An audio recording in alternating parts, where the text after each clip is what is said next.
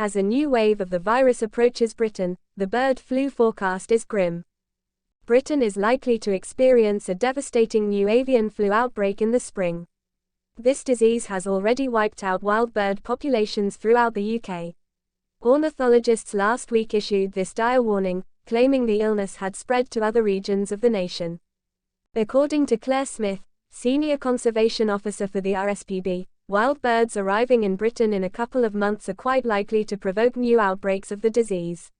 A few months ago, I was rather optimistic about the potential impact this year, but as outbreaks persisted through the winter, the outlook for 2023 now appears considerably more bleak. The H5N1 virus strain, which started in Asia's intensive poultry farms and has subsequently spread throughout the world with the help of infected migrating birds, is to blame for the present bird flu outbreak. With 65 species afflicted in Britain over the past 2 years, the disease has a rising impact on wild birds.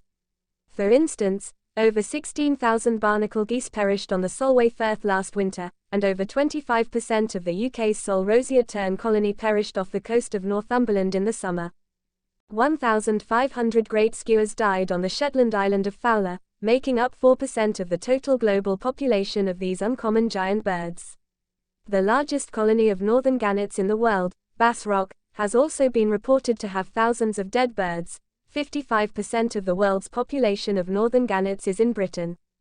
White-tailed eagles and hen harriers are now also being killed by bird flu.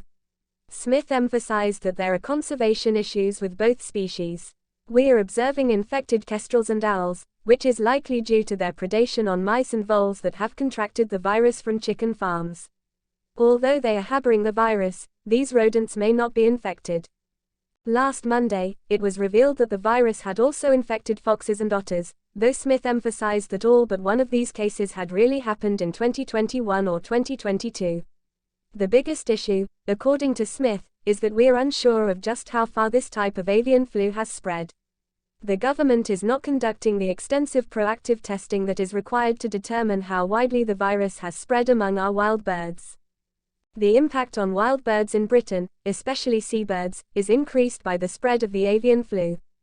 The repercussions of the climatic crisis, economic development of coastal areas, and extensive fishing of sand eels, an important source of food, are already having a negative impact on several species that only reproduce once every 4 to 5 years.